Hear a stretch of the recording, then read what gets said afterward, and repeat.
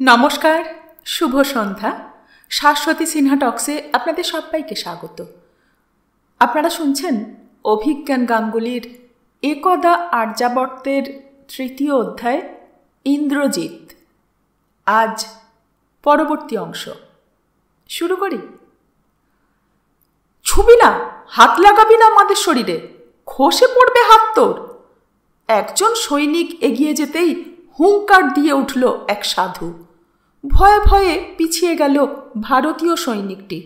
ভয়ানক দর্শন, 3 সাধু ঢুকে এসেছে সেনা শিবিরে। মাথায় জটার ঘন ঘটায়, মুখ প্রায় অদৃশ্য, লাল চোখের মণি, ললাটে রক্তচন্দন ও কুমকুম লেপা, সারা অঙ্গে চিতাভস্য ঢাকা, পরনে রক্তবর্ণ একখণ্ড বস্ত্র মাত্র। তাদের কণ্ঠে রুদ্রাক্ষের মালার সঙ্গে কিছু পশুর হাড়ের মালা, একজনের হাতে একটি হাড়, অন্যজন একটি নর কঙ্কালের খুলির চোয়ালের অংশ সরিয়ে খুলিটি শিরস্ত্রাণের মতো মাথায় পড়েছে। দুর্গন্ধ বের হচ্ছে তাদের শরীর থেকে। ভয়ে কেউ ধারে কাছে যাচ্ছে না, যবনরাও দূরে দাঁড়িয়ে থাকছে। অদ্ভুত দর্শন এই সাধুদের দেখে তারা বিস্মিত, কি করা উচিত ভেবে পাচ্ছে না। সাধুরা বেশ অনেকটা ভেতরে ঢুকে পড়েছে। তারা চিৎকার করছে, সাবধান সাবধান সাবধান সাবধান। যবন সৈনিকদের দিকে আঙুল তুলে একজন চেঁচিয়ে উঠল, ধ্বংস হয়ে যাবি পাপী, এই ভূমি তোদের জন্যে নয়, এতে পা দিলে জ্বলে যাবি, সূর্যের তাপে ভস্ম হবি। এই দেশের নদে তোদের সলিল সমাধি হবে। মৃত্যু মৃত্যু মৃত্যু মৃত্যু মৃত্যু মৃত্যু। শশী বর্মাও বেরিয়ে এসেছে ইতিমধ্যে। ভ্রু কুঁচকে দেখছে এই সাধুদের। এত দূরে দাঁড়িয়েও দুর্গন্ধ নাকে আসছে তার। যবনরা দোভাষীদের উদ্দেশ্যে গুনগুন করে প্রশ্ন করছে যে কি বলছে এই লোকগুলো। দোভাষীদের কথা শুনে তাদের বেশিরভাগেরই দৃষ্টিতে ভয় ফুটে উঠেছে। শশী বর্মা দেখতে পেল উল্টো দিক থেকে স্বয়ং অলোক অসেন্দ্র বেরিয়ে এসেছেন, পাশে বরাবরের মতো সেলুকাস নিকেটার।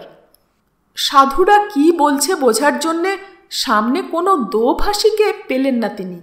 হঠাৎই সেলুকাসের চোখ পড়ল শশী বর্মার উপর।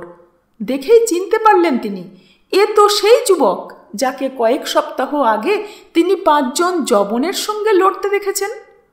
ইশারায় সেলুকাস ডাকলেন শশী বর্মাকে। এগিয়ে গেল শশী বর্মা। সামনে এসে প্রথমে অলোক অসেন্দ্র এবং তারপর সেলুকাসকে যবনদের ভঙ্গিতে অভিবাদন করল। সেলুকাস প্রশ্ন করলেন, তোমার নামটা আরও একবার স্মরণ করিয়ে দাও সৈনিক। আমার নাম শশী বর্মা শতরূপ। হ্যাঁ হ্যাঁ, শশী বর্মা। এই তোমাদের দেশের সাধুরা কি বলছে? তাদের ভাষা আমরা বুঝি না, তুমি তো খানিকটা আমাদের ভাষা বোঝো, সম্রাটকে বলো কি বলছে এরা। চুপ করে থাকল শশী বর্মা। অলোক অসেন্দ্র অধৈর্য হয়ে ভাঙা ভাষায় প্রশ্ন করলেন, চুপ করে আছো কেন সৈনিক, বলো। শশী বর্মা পুনরায় অভিবাদনের ভঙ্গিতে বুকে হাত রেখে মাথা নিচু করে বলল, সম্রাট অভয় দিলে বলতে পারি। অভয় দিলাম। সম্রাট, এরা আপনাদের মানে আমাদের সাবধান করছে, বলছে এই ভূমি যবনদের জন্যে অশুভ, অভিশপ্ত। যদি আমরা আর এগোই তবে আমাদেরও অভিশাপ লাগবে। অলোক অসেন্দ্র অভিশাপের বিষয়টা জানেন। আগেও নীলনদের দেশে তিনি এক অদ্ভুত অভিশাপের কাহিনী শুনেছিলেন বেশ কয়েক বছর আগে। সেখানে তারা বিশ্বাস করত যে মৃত সম্রাটদের সমাধি অভিশপ্ত। কেউ সেখানে প্রবেশ করে সম্রাটদের চিরনিদ্রা ভঙ্গ করলে তার উপর অভিশাপ নেমে আসে। আজ আবার সেই রকমই সতর্কতা বাণী শুনছেন। অলোক অসেন্দ্র প্রশ্ন করলেন, আর কি কি বলছে এরা?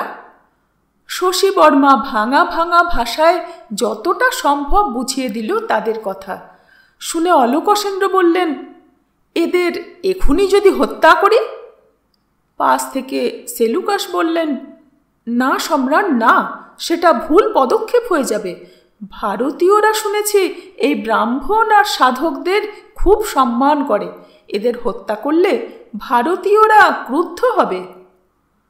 কিন্তু এভাবে এরা সৈনিকদের ভয় দেখাতে থাকলে তো মুশকিল। শশী বর্মা বলল, সম্রাট যদি অভয় দেন তো একটি উপায় বলি। বলো যুবক, বলো। এদের প্রমাণ দিতে বলুন তাদের কথার। বলুন যে দেবতারা যদি সত্যিই ক্ষুণ্ণ হয়ে থাকে তবে তার ইঙ্গিত দিক এই মুহূর্তে, না হলে আমরা ধরে নেব তারা অসত্য বলেছে। কথাটা মনোপুত হল অলোক অসেন্দ্রর। তিনি সেলুকাসের দিকে চাইলেন। সেলুকাসও সম্মতিসূচক মাথা নাড়লেন। সেলুকাস শশী বর্মাকে বললেন, যাও, তুমি এগিয়ে গিয়ে তাদের সঙ্গে কথা বলো। জোরে জোরে বলবে যাতে সকলে শুনতে পায়। আমি? হ্যাঁ, তুমিই বলো। অনিচ্ছা ভরে শশী বর্মা বলল, বেশ। সাধুদের দিকে এগিয়ে গেল শশী বর্মা। যতই কাছে যাচ্ছে ততই তার নাকে বিকট দুর্গন্ধ আসছে। তাও কিছুটা এগিয়ে গিয়ে গলা চড়িয়ে শশী বর্মা বলল, ওহে সাধুগণ, আপনাদের সম্মুখে স্বয়ং সম্রাট অলোক অসেন্দ্র দাঁড়িয়ে আছেন, দেখুন।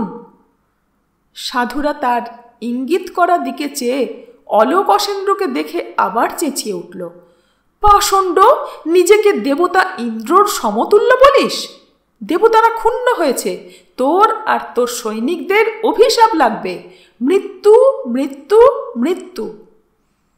অলোক অসেন্দ্র তাদের কথা বুঝতে না পারলেও ভারতীয় সৈনিকদের মুখ দেখেই অনুমান করতে পারছেন যে অশুভ কথাই বলছে এরা। এই বিকট দর্শন তিনজনকে দেখে তার বারংবার ছোটবেলার কাহিনীতে শোনা সেই 3 ভাগ্যের দেবীর কথা মনে পড়ে যাচ্ছে। ফেস 3 অন্ধ বোন, যাদের মাত্র একটি চোখের মণি আছে। 3 ভাগ্যদেবী, যারা এই জগতের প্রতিটি প্রাণীর ভাগ্যসূত্র বুনে চলেন। তাদের হাতেই সবার জন্ম মৃত্যু, তারা সর্বজ্ঞ। শশী বর্মা বলে উঠল, কিভাবে মেনে নেব আপনাদের কথা?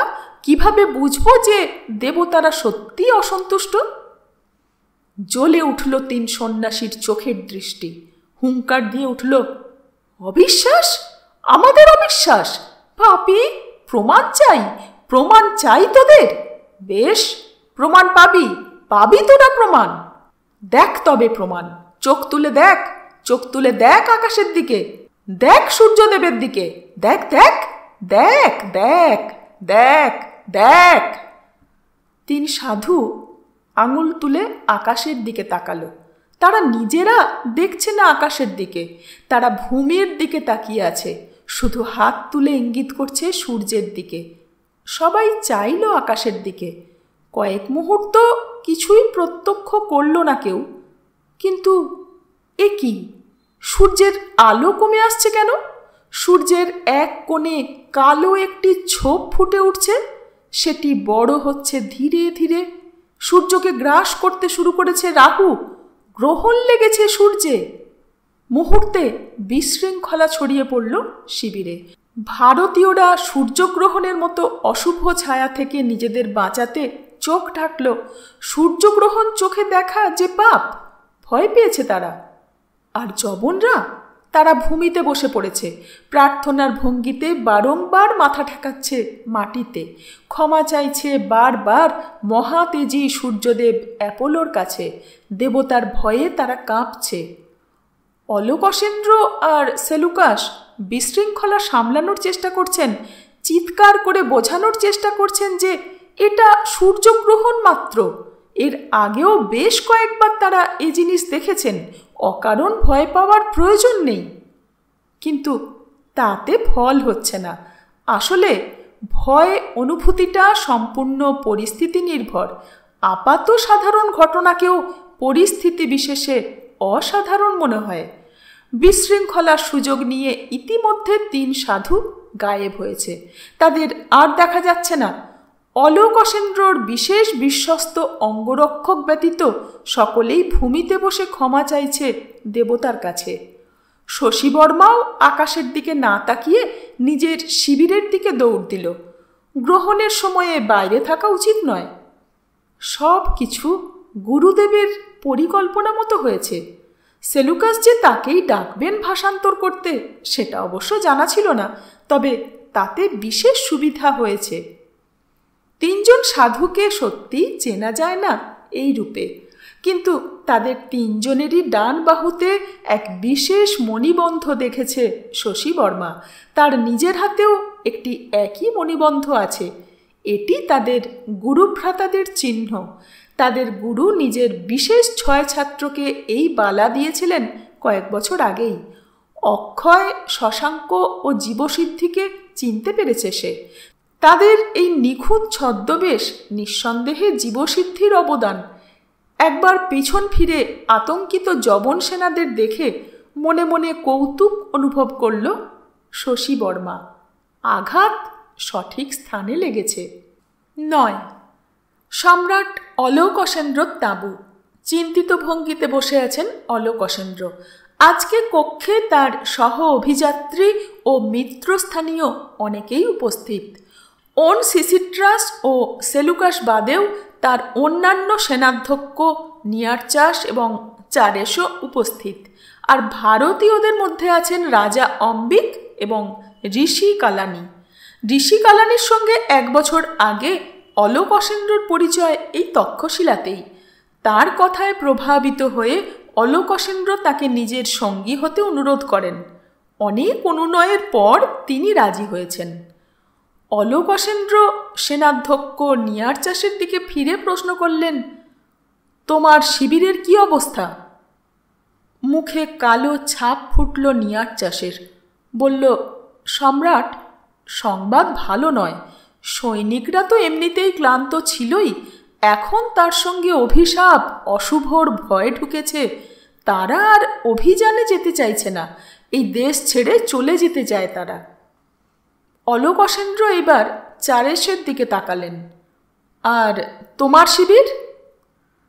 মাথা নিচু করে চারেশ উত্তর দিল, একই অবস্থা সম্রাট। তাদের পুনরায় যুদ্ধে যেতে আদেশ দিলে বিদ্রোহ হওয়াও অস্বাভাবিক নয়। অন্য সময় হলে এই কথা শুনে রাগে জ্বলে উঠতেন অলোকসেন্দ্র, কিন্তু এখন তিনি সেই রকম কিছুই করলেন না। তিনিও ক্লান্ত। তিনি এইবার সেলুকাসের মুখপানে চাইলেন। কোনো প্রশ্ন করলেন না, কিন্তু সেলুকাস তার সম্রাটের মনের ভাব অনুমান করেই বললেন, সব শিবিরেই এক অবস্থা। ভারতীয়রা তো বটেই, কিন্তু গ্রিকরা আরও বেশি আতঙ্কিত। অস্বীকার করার জায়গা নেই যে পোরাসের সঙ্গে হাইডাসপেসের যুদ্ধে আমরা বিশাল ক্ষয়ক্ষতির মুখোমুখি হয়েছি। ভারতীয় সৈনিকদের বাদ দিলে আমাদের পক্ষে সম্ভব নয় অভিযান চালিয়ে যাওয়া। সম্রাট কিছুক্ষণ ভেবে বললেন, তুমি কি বলছো আমাদের ফিরে যাওয়া উচিত? আমি শুধু আমাদের বাস্তব পরিস্থিতি বলছি সম্রাট। আমি জানি যে আপনি চাইলে এই পরিস্থিতিতেও উপায় বের করতেই পারেন। আপনি অসম্ভবকে সম্ভব করতে পারেন, কিন্তু এরপর ভারত জয় করতে গেলে আমাদের মুখোমুখি হতে হবে এই দেশের সবচেয়ে বড় সাম্রাজ্য মগধের। মগধের সৈন্যবল আমাদের চেয়ে কয়েক গুণ অধিক। তাদের সঙ্গে সম্মুখ সমরের জন্যে আমাদের আরও সৈন্য লাগবে, বীর সৈন্য। একদল বিদেশি এবং অশুভর ভয়ে কুঁকড়ে থাকা যবন নয়। অম্বিক বলে উঠলেন, কিন্তু কিন্তু এভাবে আপনারা ফিরে যেতে পারেন না। মগধকে ভয় করার কিছু নেই। মগধের শাসক ধনানন্দ দুর্বল এবং অপদার্থ। অলোকসেন্দ্রর ইচ্ছা করল গান্ধাররাজ অম্বিককে প্রশ্ন করতে, তোমার চেয়েও অপদার্থ? কিন্তু মুখে কিছু বললেন না তিনি। এমনিতেই পরিস্থিতি ভালো নয়, এর মধ্যে অযাচিত শত্রু সংখ্যা বৃদ্ধি করাটা বুদ্ধিমানের কাজ নয়। তিনি সবই বোঝেন। অম্বিক কী আশা নিয়ে তাকে সমর্থন করেন তাও সম্রাটের অজানা নয়। এই ভীরু মূর্খর হাতে ভারতের শতরূপ দিয়ে গেলে তা কয়েক বছরের মধ্যেই হাতছাড়া হবে। অম্বিকের এক গুরু আছেন যার কথা মতো অম্বিক চলে। তিনি এখন গান্ধারের প্রধানমন্ত্রীও বটে। কয়েকবার সাক্ষাৎ হয়েছে তার সেই গুরুর সঙ্গে। এই ব্রাহ্মণ লোকটিকে দেখেই অলোকসেন্দ্রর মনে হয়েছে এই ব্যক্তি অত্যন্ত ধূর্ত। কয়েক দিবস পূর্বে যে কালনাগটি তার তাঁবুতে ঢুকেছিল, অম্বিকের গুরু ব্যক্তিটিকে দেখলেই তার সেই কালনাগের কথা স্মরণ হয়। অম্বিককে যবনদের সঙ্গে হাত মেলানোর বুদ্ধি সেই গুরুরই দেওয়া, কারণ গান্ধারের পক্ষে একা মগধের সঙ্গে যুদ্ধ করাটা আত্মহত্যা সম। তাই অম্বিকের এই গুরু তাকে পরামর্শ দিয়েছেন অলোকসেন্দ্রর সাহায্যে মগধ জয় করতে। এরপর যবনরা দেশত্যাগ করে ফিরে যাওয়ার সময়ে যবনদের প্রতি বন্ধুত্বের হাত বাড়িয়ে দেওয়া প্রথম ভারতীয় রাজা হিসেবে অম্বিককেই মগধের শতরূপ ঘোষণা করবে। এভাবেই আর্যাবর্তের শাসন অম্বিকের হাতে আসবে। তাই অলোকসেন্দ্রর ভারত বিজয় নিয়ে অম্বিকের উৎসাহ স্বয়ং অলোকসেন্দ্রর চেয়েও বেশি। অলোকসেন্দ্র যদিও অম্বিককে ভরসা করেন না। কাপুরুষ মিত্রর চেয়ে বীর শত্রু অনেক ভালো এবং বিশ্বাসযোগ্য হয়। তিনি ভারত ত্যাগ করলেও এই দেশের দায়িত্ব সেলুকাসকেই দিয়ে যাবেন, সেটা তিনি পূর্বেই ঠিক করে রেখেছেন। অলোকসেন্দ্র তাই অম্বিকের কথার উত্তর না দিয়ে চাইলেন ঋষি কালানির দিকে। বললেন, হে শিক্ষক ক্যালানাস, আপনি বুদ্ধিমান, পণ্ডিত এবং একজন ভারতীয়। আপনার মতামত আমার কাছে গুরুত্বপূর্ণ। আপনি কি পরামর্শ দেন? কয়েকদিন আগে আসা সেই 3 সাধু, আমার কক্ষে কালনাগের প্রবেশ বা আমাদের ভবিষ্যৎ বক্তাদের ভবিষ্যৎবাণী, এগুলো কি অশুভ ইঙ্গিত? মৃদু হেসে কালানি উত্তর দিলেন, আমি সামান্য শিক্ষক সম্রাট, ভবিষ্যৎ বলা আমার কাজ নয়। তবে তবে কে আমায় বলতে পারবে আমি অলোকসেন্দ্র এই অখণ্ড ভারতবর্ষের সম্রাট হতে সক্ষম হব কিনা? কিছুক্ষণ ভেবে কালানি উত্তর দিলেন, আমি সেরকম একজনকে চিনি যিনি আপনার মনের সমস্ত প্রশ্নের উত্তর দিতে পারেন। সে ত্রিকালদ্রষ্টা, অতীত, বর্তমান এবং ভবিষ্যৎ সমস্তই তার জানা। তিনি মহাপুরুষ এবং তিনি এই মুহূর্তে আপনার থেকে বেশি দূরে অবস্থান করছেন না। কে কে এমন আশ্চর্য পুরুষ? মহর্ষি দণ্ডায়ন, তিনি আমার গুরু। তিনি মহাযোগী, সন্ন্যাসী শ্রেষ্ঠ। উৎসাহী হলেন সম্রাট। উৎসুক কণ্ঠে প্রশ্ন করলেন, কোথায় তাকে পাবো আমি? এখান থেকে অনতি দূরেই তক্ষশিলার গভীর অরণ্য, সেখানেই তিনি একা তপস্যায় লিপ্ত। এ তো অতি উত্তম। তবে হে ক্যালানাস, আপনি যান তার কাছে, তাকে আমার কাছে নিয়ে আসুন। আমি তাকে যথাযথ পুরস্কার দেব। অলোকসেন্দ্রর দিকে চেয়ে মৃদু হাসলেন কালানি। বললেন, না, আমার পক্ষে তা সম্ভব না, কারণ তিনি তপস্যার উদ্দেশ্যে অরণ্যে প্রবেশ করার আগে আমায় ও অন্যান্য শিষ্যদের আদেশ দিয়েছিলেন যেন তার তপস্যায় আমরা বিঘ্ন না ঘটাই। অতএব সেই আদেশ আমি লঙ্ঘন করতে পারবো না, কোনো দেবপুত্রর আদেশেও নয়। অন্য কারুর এই ধরনের কথা বলার সাহস না থাকলেও ঋষি কালানির সে সাহস আছে। তিনি এর পূর্বেও বহুবার অলোকসেন্দ্র ধনরত্ন ও পুরস্কার প্রত্যাখ্যান করেছেন এবং সেই কারণেই স্বয়ং অলোকসেন্দ্র তাকে সম্মান করেন। তিনি বলেন, ক্যালানাসকে দেখলে তার নিজের বাল্যকালের আচার্য অ্যারিস্টটলের কথা মনে পড়ে। অলোকসেন্দ্র বললেন, বেশ, সেলুকাস, তুমি ব্যবস্থা করো। ছোট ছোট দলে লোক পাঠাও অরণ্যে খুঁজে দেখতে। মহান ড্যান্ডামিসকে খুঁজে বের করো, আমি তার সঙ্গে সাক্ষাৎ করতে চাই।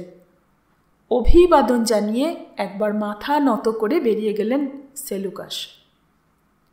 10 জঙ্গলের মধ্যে দিয়ে জোরে ঘোড়া ছোটানো সম্ভব হচ্ছে না, তাই ধীরে ধীরে এগিয়ে চলেছে যবন সেনাদের দলটা।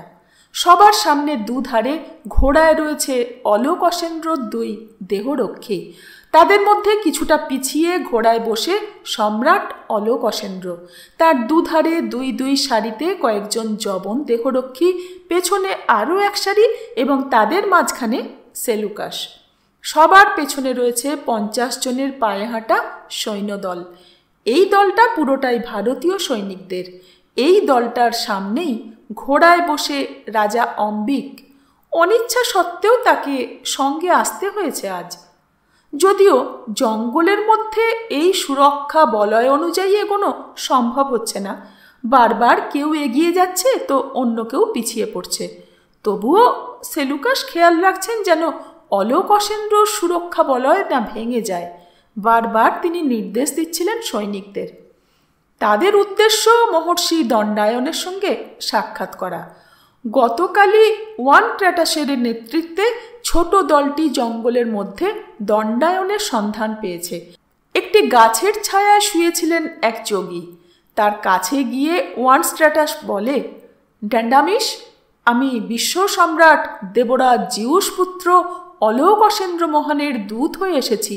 সম্রাট অলোক অসেন্দ্র তোমার সঙ্গে সাক্ষাৎ করতে ইচ্ছুক, তাই তুমি আমার সঙ্গে চলো। দণ্ডায়ন চোখ বুজে শুয়েছিলেন। চোখ না খুলেই বললেন, অন্যথায়? তুমি গেলে তোমায় স্বর্ণ রত্নাদি পুরস্কার দেবেন সম্রাট, কিন্তু যদি তুমি তার আদেশ অমান্য করো তবে তোমার শিরশ্ছেদ করা হবে। এক চোখ খুলে তিনি যবনদের দলটির দিকে দেখে কৌতুক মিশ্রিত কণ্ঠে বললেন, তোমার দেবপুত্র সম্রাটকে গিয়ে জানিয়ে দাও যে দণ্ডায়ন তার কাছে যাবেন না। তিনি দেবপুত্র হলে আমিও দেবপুত্র, তাই আমাকে আদেশ দেওয়ার ক্ষমতা তার নেই। আমাকে দেওয়ার মতো তার কাছে কিছুই নেই, আর মৃত্যুর ভয় আমার নেই। অতএব নিজের সম্রাটকে গিয়ে জানিয়ে দাও যে দণ্ডায়ন তার কাছে আসবেন না। যদি তার একান্ত প্রয়োজন থাকে তবে তিনি যেন নিজে আমাদের কাছে আসেন। মূর্তিবৎ দাঁড়িয়ে থাকলেন ওয়ান ট্র্যাটাস। কি করবেন ভেবে পেলেন না। দণ্ডায়ন আবার চোখ বুজে তাদের দিকে পিঠ করে ফিরে শুলেন। বললেন, এবার বিদেয় হও দেখি, আমায় জ্বালিও না, ভাগো এখান থেকে। ফিরেই এসেছেন যবনরা। ওয়ান ট্র্যাটাস এসে সভয়ে সব কথা জানিয়েছেন অলোক অসেন্দ্রকে। কথাগুলো বারবার শোনার সময়ে অলোক অসেন্দ্রর মুখ লাল হয়ে উঠছিল। সব শুনে তিনি ক্রুদ্ধ কণ্ঠে বলেন, বেশ, কাল স্বয়ং অলোক অসেন্দ্র যাবে এই উদ্ধত যোগীর কাছে। অতএব আজ সকালে তারা চলেছেন তক্ষশিলার অরণ্যের গভীরে। সেলুকাসেরই পরামর্শে অলোক অসেন্দ্র নিজের মুষ্টিমেয় দেহরক্ষী বাদে আর কোনো যবন সৈনিক সঙ্গে নেননি, কারণ এই অসভ্য যোগী কি না কি বলবেন তার ঠিক নেই। অশুভ কিছু বললে বা অলৌকিক কিছু ঘটলে তাতে যবনদের মনোবল আরোই ভেঙে যাবে, তাতে হিতে বিপরীত হবে। তার চেয়ে বরং ভারতীয় সৈনিকই ভালো। তারা এইসব যোগী ঋষিদের কাণ্ড কারখানা দেখতে অভ্যস্ত। তারা খুব বেশি চমৎকৃত হবে না, বা কিছু শুনলেও সেটা এসে যবনদের বলতে পারবে না ভাষা না জানার ফলে। আমরা প্রায় পৌঁছে গিয়েছি সম্রাট, কিন্তু অরণ্য অতি গভীর। এখানে ঘোড়া নিয়ে আর এগোনো যাবে না, বাকিটা পথ আমাদের পায়ে হেঁটে যেতে হবে। ওয়ান ট্র্যাটাসের কথার উত্তর না দিয়ে ঘোড়া থামিয়ে নেমে পড়লেন অলোক অসেন্দ্র। তার দেখা দেখি অন্য যবনরাও নেমে পড়ল ঘোড়া থেকে। ঘোড়া গাছের সঙ্গে বেঁধে তারা এগিয়ে চলল সামনের দিকে। পেছনে চলতে থাকলো অম্বিক সহ ভারতীয় সৈনিকদের দল। কিছুক্ষণ এগোতেই জলপ্রপাতের শব্দ কানে এলো যবনদের। এই জলপ্রপাতের পাশেই দণ্ডায়নের দেখা পাওয়া গিয়েছে গতকাল। আরও একটু এগোতেই জলপ্রপাতটি চোখে পড়ল তাদের, আর তার সঙ্গেই চোখে পড়ল তার ধারে ঠিক যেমন বর্ণনা করা হয়েছে সেভাবেই গাছের নিচে একজন উলঙ্গ মানুষ শুয়ে আছে। সৈনিকদের দাঁড়াতে ইশারা করে সামনে এগিয়ে গেলেন অলোক অসেন্দ্র। তার পিছু নিলেন সেলুকাস এবং অম্বিক। শুকনো পাতার ওপর শুয়ে আছে কঙ্কালসার নগ্ন একজন মানুষ। চুল দাড়ি দীর্ঘ, অযত্নে জটাময়, চোখ বন্ধ করে পরম প্রশান্তিতে শুয়ে আছে লোকটি। অলোক অসেন্দ্র আশা করেছিলেন আগের 3 সাধুর মতোই এরও শরীর থেকে দুর্গন্ধ পাবেন তিনি, কিন্তু আশ্চর্যজনকভাবে অলোক অসেন্দ্র যতই এই লোকটির কাছাকাছি যাচ্ছেন ততই তার নাকে একটি মৃদু ফুলের সুবাস এসে লাগছে। এই নগ্ন যোগীর শরীর থেকেই এই ফুলের ঘ্রাণ নির্গত হচ্ছে বলে মনে হচ্ছে অলোকসেন্দ্রর। দণ্ডায়নের সামনে এসে দাঁড়ালেন অলোকসেন্দ্র। কাল থেকে যে ক্রোধের ভাব অলোকসেন্দ্রর মনে ছিল আশ্চর্যজনকভাবেই সেটা তিনি এই মুহূর্তে আর অনুভব করছেন না। তার সামনেই ভূমিতে শায়িত মহর্ষি দণ্ডায়ন, চোখ বন্ধ, বুকের ওঠানামা লক্ষ্য করা যাচ্ছে না। তিনি আদৌ জীবিত নাকি মৃত সেটাও বোঝার উপায় নেই। ড্যান্ডামিস, বলো অলোকসেন্দ্র।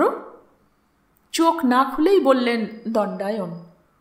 অলোকসেন্দ্র বললেন, ক্যালানাসের পরামর্শেই আমি তোমার কাছে এসেছি ড্যান্ডামিস। ক্যালানাস? সে আবার কে রে? তোমার শিষ্য, তক্ষশিলার শিক্ষক। চোখ খুললেন দণ্ডায়ন, বললেন, কালানি? তা তোমরা কি সবারই নাম এরকম বিচ্ছিরিভাবে বিকৃত উচ্চারণ করো? অলোকসেন্দ্র বললেন, তুমি জানো আমি কে? তুমি কি নিজেই আদৌ জানো তুমি কে? আমি দেবপুত্র আলেকজান্ডার, এই পৃথিবীর অধীশ্বর। এই ভূমি যাতে তুমি শুয়ে আছো সেটাও আমার। তুমি নিজেকে দেবপুত্র বলো? তুমি মূর্খ। এই ধরার অধিপতি বলো নিজেকে। হে অলোকসেন্দ্র, শুনে রাখো, এই পৃথিবী কারুর নয়। প্রত্যেকেই এই পৃথিবীতেই তার সৃষ্টি, এই পৃথিবীতেই তার ধ্বংস।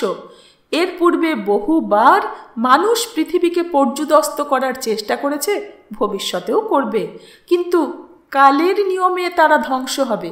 তুমিও হবে, কিন্তু এই পৃথিবী থেকে যাবে। তুমি আমাকে এই কথা বলছো ব্রাহ্মণ? তোমার কি ভয় নেই? এই আমার তরবারির এক আঘাতে তোমার প্রাণ আমি নিতে পারি যোগী। তোমার অসি আমার দেহ খণ্ড বিখণ্ড করলেও আমার এই আত্মায় আঘাত করার ক্ষমতা তোমার নেই অলোকসেন্দ্র। আত্মা অবিনশ্বর, পরম ব্রহ্মের অংশমাত্র। তুমি আমায় হত্যা করলে আমার আত্মা গিয়ে আমার আরাধ্য পরম ব্রহ্মের সঙ্গে মিশে যাবে, আমার বহু কাঙ্ক্ষিত ইচ্ছা পূরণ হবে।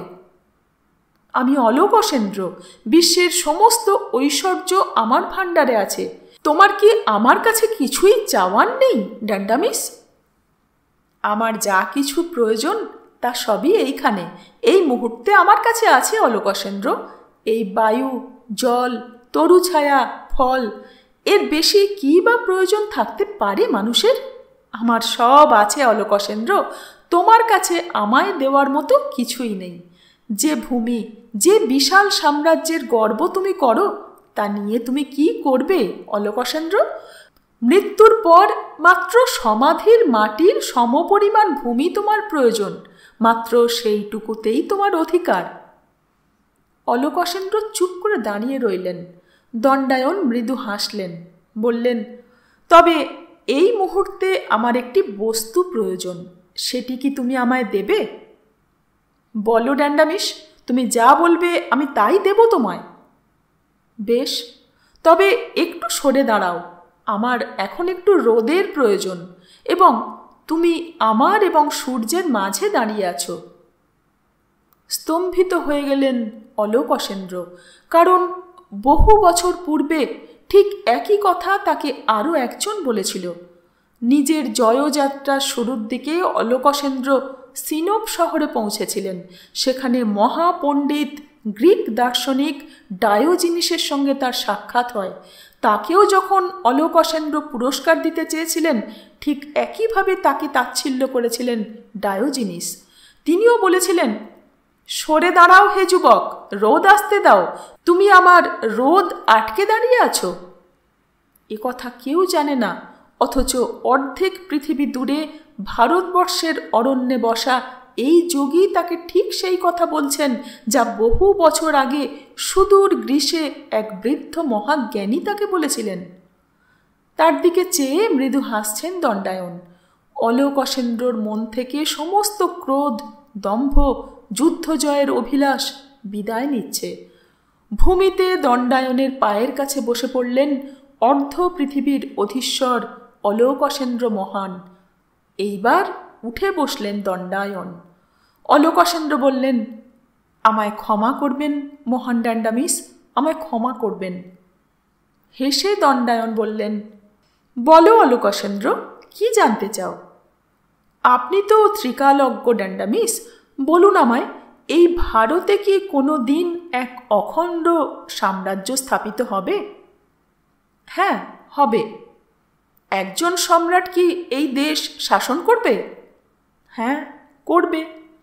সেই সম্রাট কি এখানে উপস্থিত? হ্যাঁ, সেই সম্রাটকে আমি নিজের সম্মুখে এই মুহূর্তে দেখতে পাচ্ছি। হর্ষিত হয়ে উঠল সেলুকাস এবং অম্বিক। তার মানে অলোকসেন্দ্র সত্যিই এই দেশ জয় করবেন? সেলুকাস এবং অম্বিকের প্রফুল্ল মুখের দিকে তাকিয়ে দেখলেন কিছুক্ষণ মহর্ষি দণ্ডায়ন।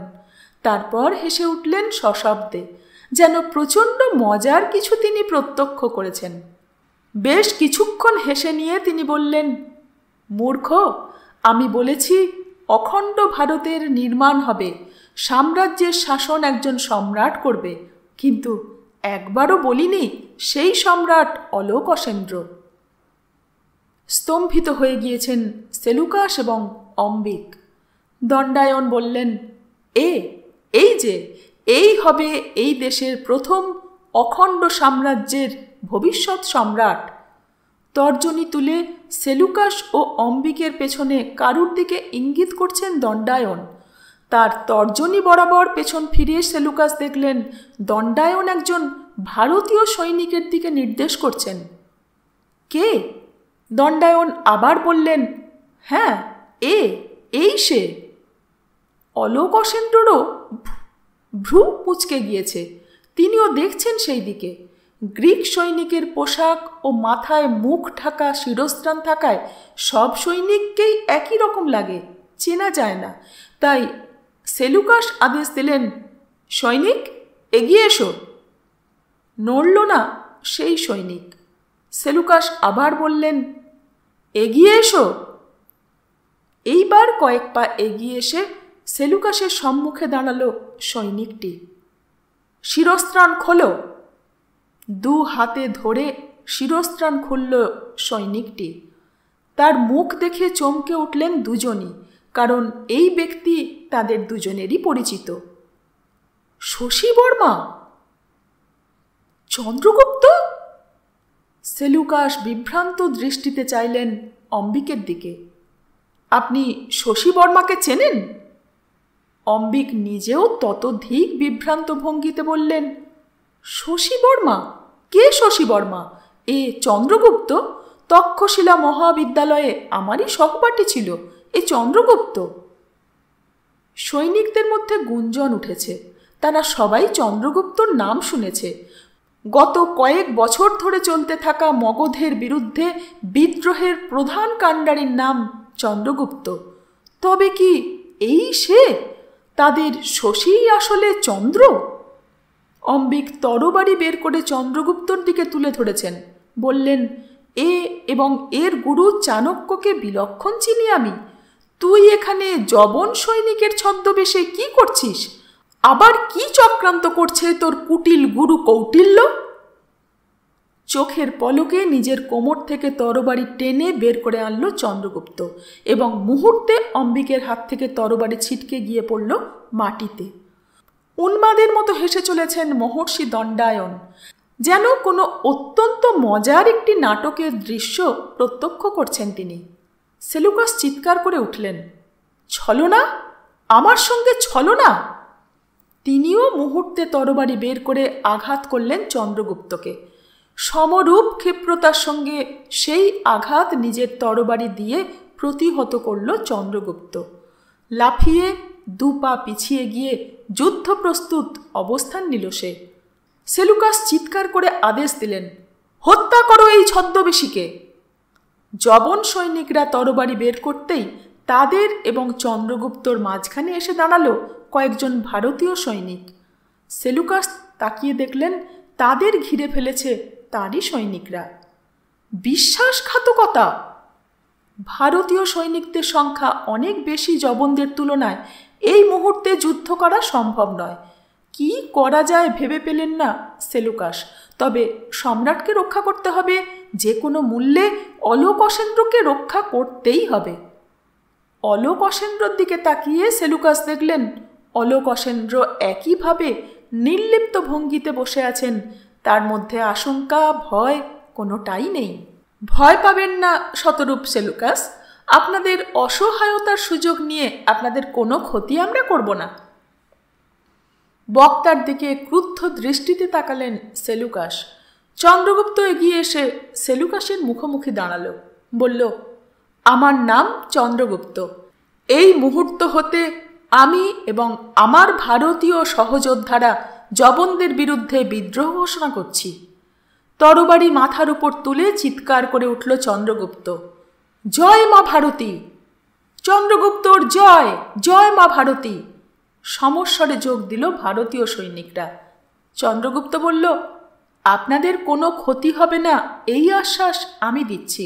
তবে আমরা আপনাদের ঘোড়াগুলো নিয়ে যাব, যাতে আপনারা আমাদের পিছু নিতে না পারেন। সতর্ক ভঙ্গিতে পিছিয়ে গিয়ে ঘোড়ায় চড়ে বসল ভারতীয়রা। প্রয়োজনে এক একটি ঘোড়ায় দুজন করে উঠল। অলোক অসেন্দ্রর ঘোড়ায় উঠে চন্দ্রগুপ্ত সেটির লাগাম টেনে ধরতেই সেটি 2 পা তুলে একবার হ্রেস্বাধ্বনি দিয়ে নতুন আরোহীর বশ্যতা স্বীকার করল।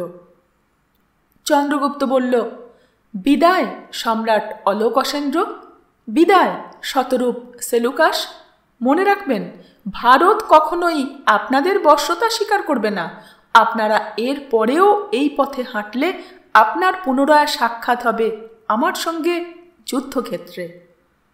ধুলো উড়িয়ে মিলিয়ে গেল ঘোড়াগুলো জঙ্গলের গাছের মধ্যে। দূর থেকে জয়ধ্বনি শোনা গেল, জয় মা ভারতী! অম্বিক এখনো হতবুদ্ধির ন্যায় দাঁড়িয়ে। সে এখনো বিশ্বাস করতে পারছে না কি ঘটল। সেলুকাস ছুটলেন অলোক অসেন্দ্রর দিকে। সম্রাট, চলুন, আমাদের ফিরতে হবে। শিবিরে গিয়ে এই বিশ্বাসঘাতকদের সাজা দেব আমরা। অলোক অসেন্দ্রর কোনো প্রতিক্রিয়া নেই। তিনি উঠলেন না। সেলুকাসের কথা শুনতে পেলেন বলেও মনে হলো না, কারণ এখন তিনি টের পাচ্ছেন তার আশেপাশের পরিস্থিতি পাল্টে যাচ্ছে। যে ভবিষ্যৎ তিনি জানতে এসেছেন তা তার চোখের সামনে ফুটে উঠছে। নিজের মৃতদেহ দেখতে পাচ্ছেন তিনি, পৃথিবীর অধীশ্বর সম্রাটের মৃতদেহ। কি করুণ, কি অসহায়ভাবে শুয়ে আছে। সেই মুহূর্তে যেন সব কিছু উপলব্ধি করতে পারলেন তিনি, যা এতদিন তার অধরা ছিল। অলোক অসেন্দ্রর চোখে শান্ত দৃষ্টি। হাত তুলে শান্ত হতে বললেন তিনি সেলুকাসকে। আহ সেলুকাস, বিরক্ত করো না। তিনি আবার ফিরলেন দণ্ডায়নের দিকে। বললেন, হে ড্যান্ডামিস, আমার যে আরও অনেক প্রশ্ন আছে, আপনি কি আমার সংশয় দূর করবেন? অলোক অসেন্দ্রর কাঁধে হাত রাখলেন যোগী দণ্ডায়ন। বললেন, অবশ্যই অলোক অসেন্দ্র, আজ তোমার মনের সমস্ত সংশয় দূর করব। আজ তুমি নিজের মিথ্যে অভিমান ত্যাগ করেছ। মনুষ্যত্বকে আলিঙ্গন করে এই প্রথমবার তুমি সঠিক অর্থে দেবপুত্র হয়ে উঠেছ। উপসংহার। চন্দ্রগুপ্ত জঙ্গল থেকে সোজা চলে আসে সেনা শিবিরে। ভারতীয় সৈনিকরা অনেক দিন ধরেই প্রস্তুতি নিচ্ছিল বিদ্রোহের। শশী বর্মার প্রকৃত পরিচয় জানতে পেরে ভারতীয় সৈনিকদের মনের যেটুকু সংশয় অবশিষ্ট ছিল তাও দূর হল।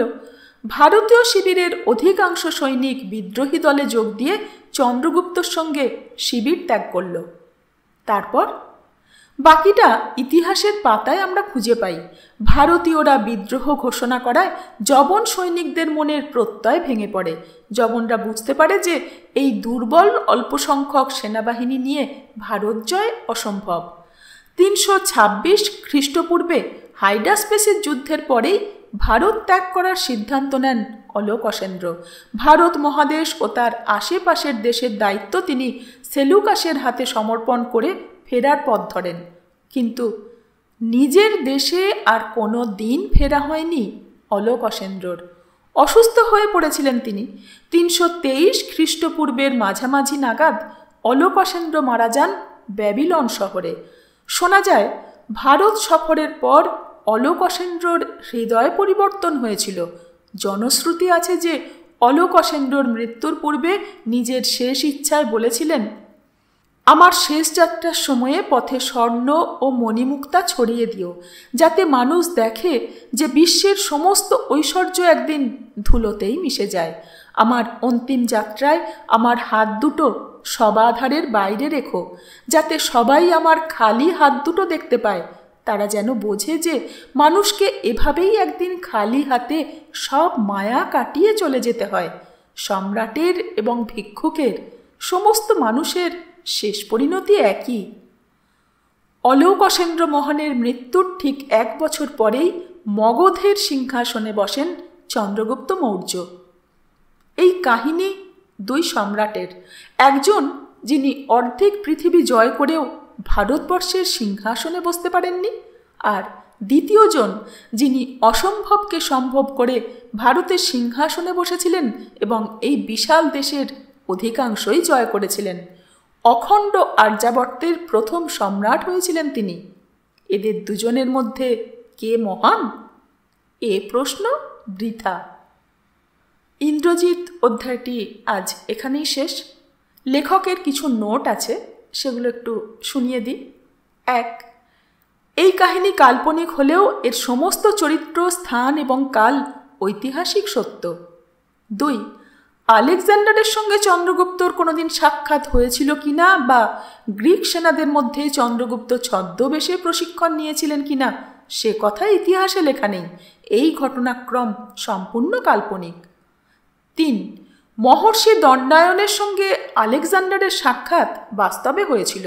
তাদের মধ্যেকার কথোপকথন গ্রিকদের লিপিকার আলেকজান্ডার এতে বিশদে বর্ণনা করা আছে।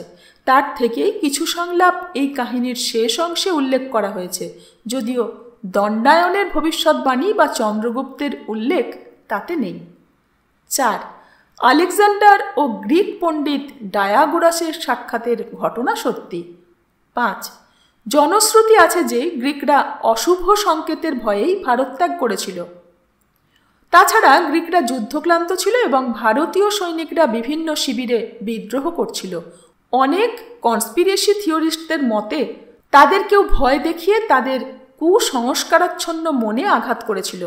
অনেকেরই মতে পুরোটাই কোনো এক নেপথ্যে থাকা ব্যক্তির মস্তিষ্ক প্রসূত ষড়যন্ত্র। সেই ব্যক্তি কি চাণক্য? ইতিহাসের পাতায় এই অধ্যায় হারিয়ে গিয়েছে। একদা আর্যাবর্তের 3য় অধ্যায় ইন্দ্রজিৎ আজ এখানেই শেষ। ফিরে আসছি পরবর্তী অধ্যায় অচ্যুতম রাক্ষসম এটি নিয়ে। সঙ্গে থাকবেন। ধন্যবাদ।